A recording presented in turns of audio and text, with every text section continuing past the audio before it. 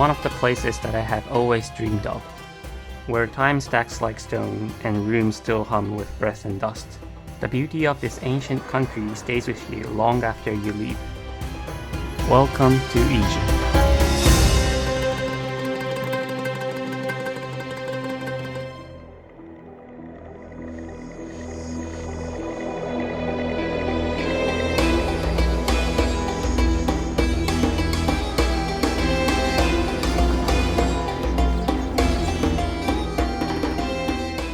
Abu Simbel sits far in the south of Egypt. From Cairo to Abu Simbel is about 1 hour and 30 minutes by air, or you can fly to Aswan and continue overland for about 4 hours. さあ入っていきます、アブシンベル宮殿に。This site stood on the southern frontier facing Nubia, a strategic gateway. Carving two massive rock temples here broadcast the king's power over the south, and his devotion to the gods to everyone traveling the Nile. The great temple honors the sun gods, together with the deified king. Construction took about 20 years in the 13th century BCE.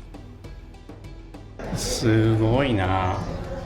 When the Aswan High Dam created Lake Nasser, the rising water threatened to drown the temples.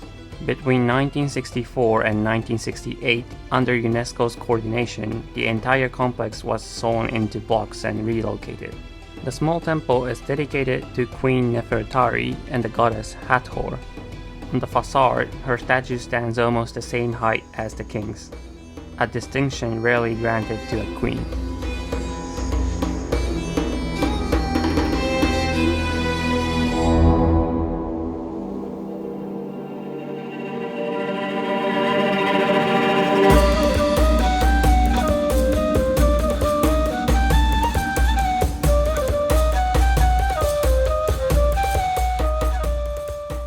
Next up, I headed to Cairo to meet friends from Japan. Our first stop was Step Pyramid, a monument built by stacking 6 rectangular mastabas, one atop another. The pyramid proclaims royal power, but at its feet, the mastabas preserve everyday memories. The craftsmanship is astonishing. You can make out fingernails and the creases of tied cords.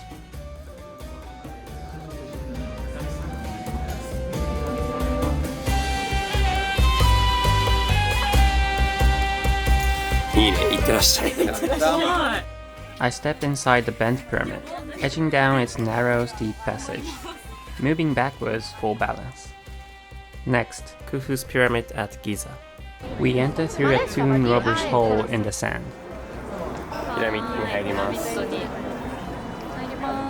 The air is hot, and our footsteps and breaths echo off the walls. How much stone? And how was it raised so high? The answers are still not fully unknown. 暑いね。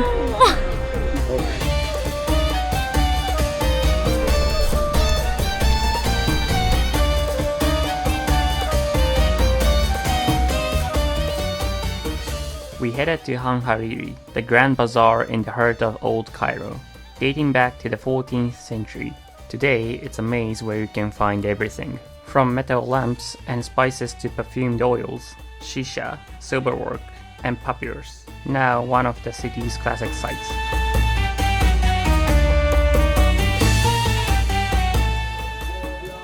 There are a lot of pushy vendors, but plenty of kind people too.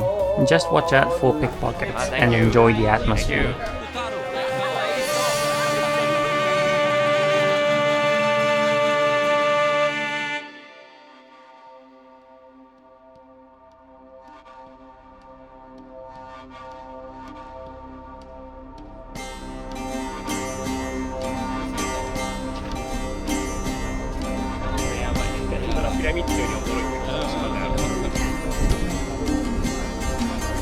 We ended in Luxor, a Nile city where ancient Thebes once stood. In the Valley of the Kings, more than 60 rock-cut tombs were prepared for the pharaohs of the new kingdom, and many still remain vivid wall paintings. The wall paintings chart the sun's nightly voyage and the pharaoh's passage through the underworld, guiding him towards rebirth.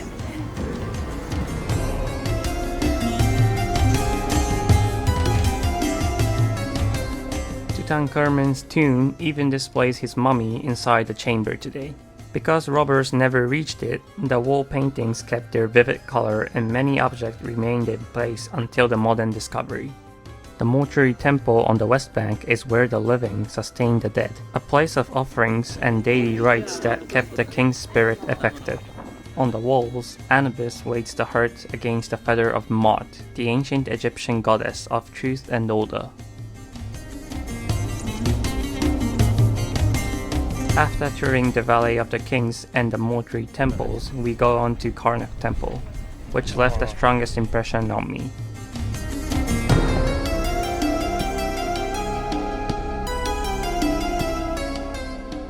When you step into this forest of stone, columns stretch towards the sky until they fill your view. This place is the crystallization of faith, power, and craftsmanship. The ancient believed the world began as the water-filled marsh. The columns are shaped of bundles of papyrus, and the tops look like open flowers or closed buds.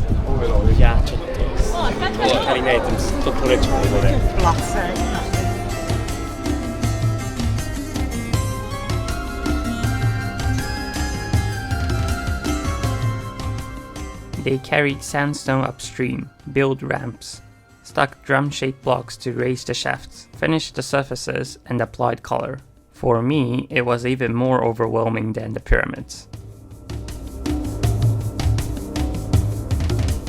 In a place where ancient stones and the living city share the same breeze, I felt the traces of power, faith, and craft, and I'm bringing that feeling back home.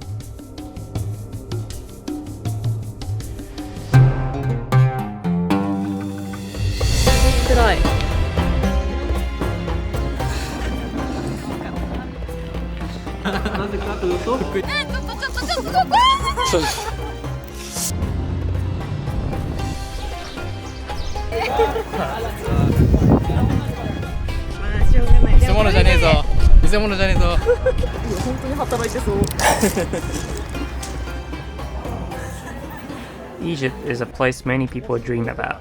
When the chance comes, come see what the ancients left behind.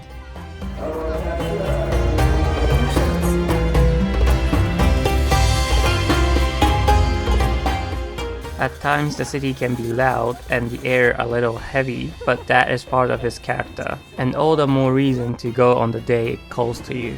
Thank you for watching, and we'll see you in the next video.